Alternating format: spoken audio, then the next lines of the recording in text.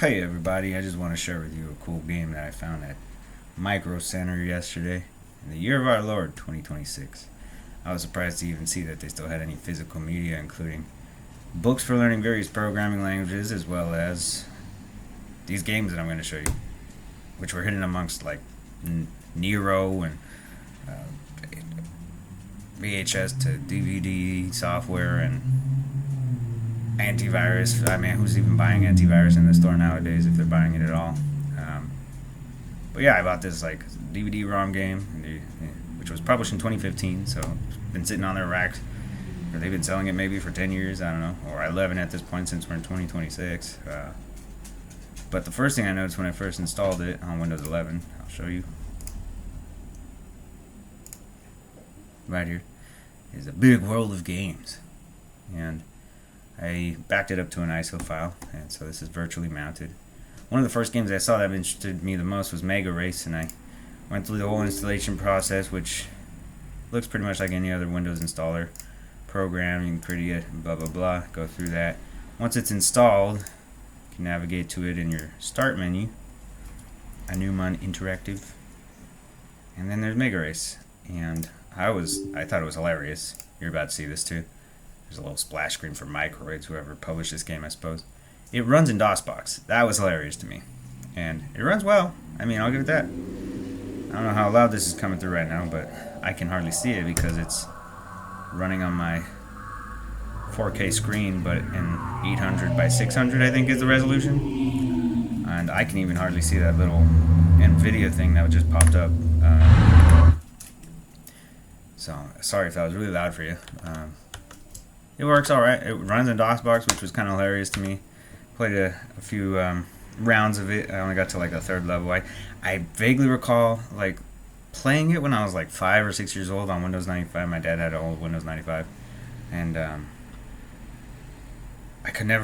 don't remember if I actually drove the cars, but I struggled to figure out how to drive the cars at this day and age. And the manual that's included with this... The enforcer can't take the heat, huh? It's because of quitters like him that the vicious speed gangs miss out on... Oh god, it's so loud. Sorry for that. I had to like find the English manual online because all the manuals for all these games you're seeing on the screen here are in French.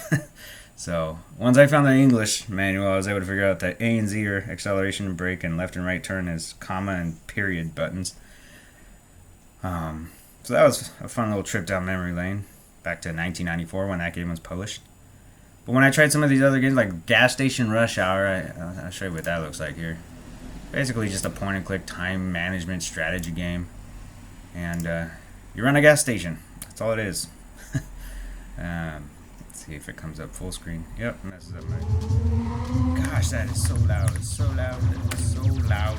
So loud. So loud. Why is it so loud? Okay, what is happening? I don't know what you all are saying, but...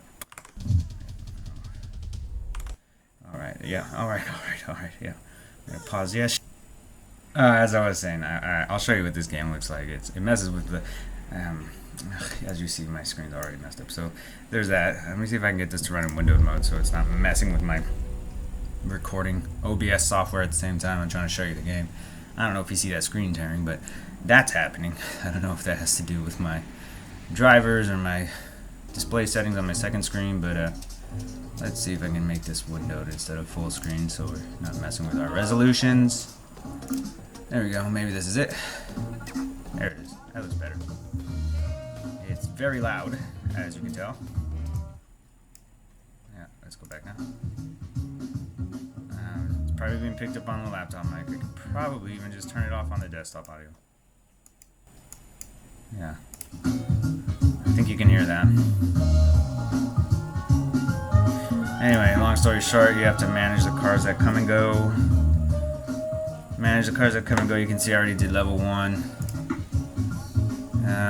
You're gonna add bonus. It actually reminds me a lot of a game called Diner Dash, which I and my sisters and my mom got obsessed with at some point when I was an early teenager.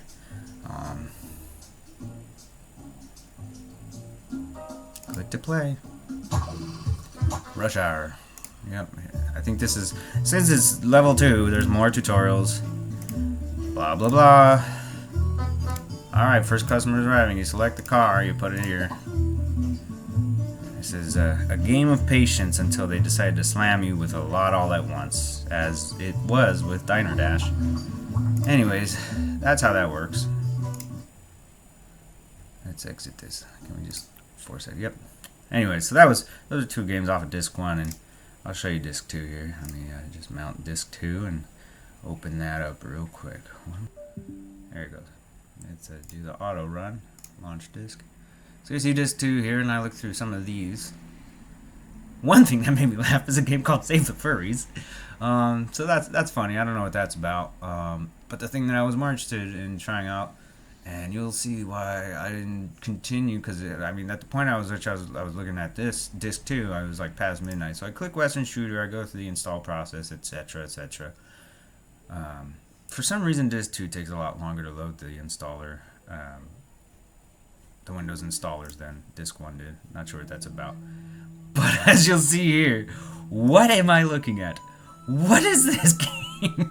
I didn't even get to installing it because what is happening? There is a hooded member of what we know as the KKK in the USA, and 2 Native American Indian people, and then a blonde-haired white cowboy holding 2 guns. That's one thing that made me laugh. I'm not gonna play that right now. But then another thing called Save the Furries. So that's just a little trip down memory lane for you. If you had ever played those games, you might remember those things. But one of the things I just really wanted to do in sharing this with you all is that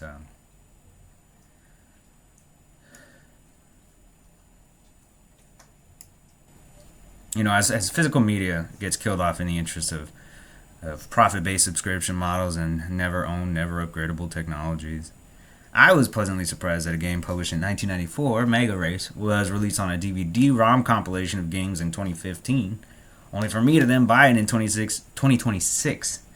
And it's funny because the sticker price on it's at $9.99, but at checkout it wound up being $4.99. For me, it was a nostalgic trip back to simpler times.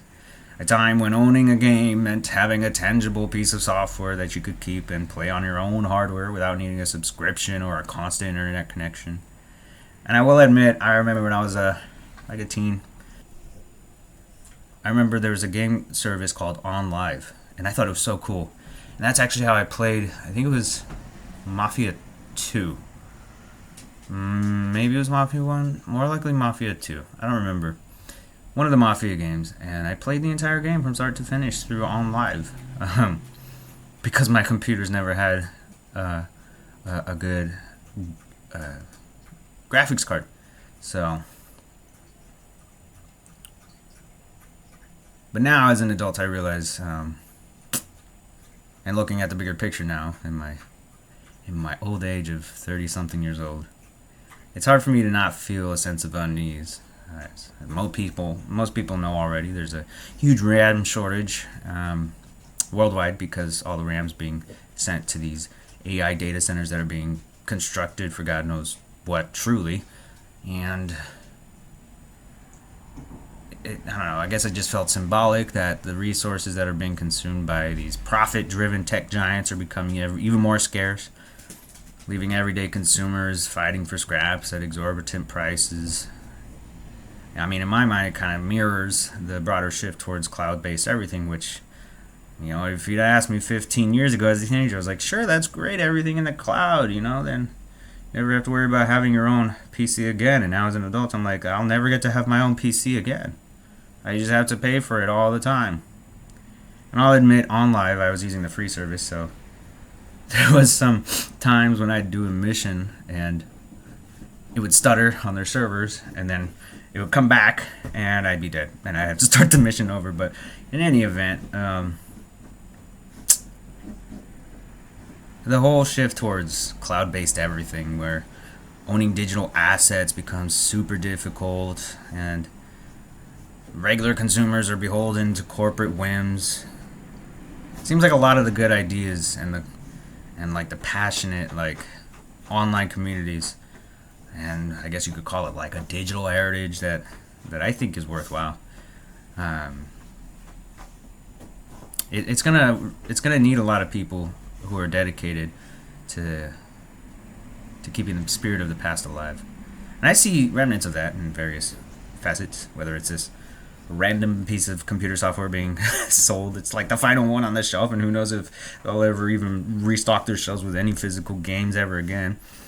I guess it's just, the way things are. It's a stark contrast to the tangible, sometimes quirky, you could say, tech experience that I had growing up, and I think a lot of others had growing up too. So anyways, I guess while nostalgia can be sweet, I guess it's important to critically examine and think about the path that technology has taken us down. There's definitely progress that's been made, but it's also, if you look closely and pay attention, it's also shown heavy centralization, scarcity, and it's not natural scarcity. It's fabricated scarcity, and I would think the potential loss of digital autonomy. So I guess we'll have to see if the quest for profit can coexist with genuine consumer wants and needs, and the preservation of a digital culture. So,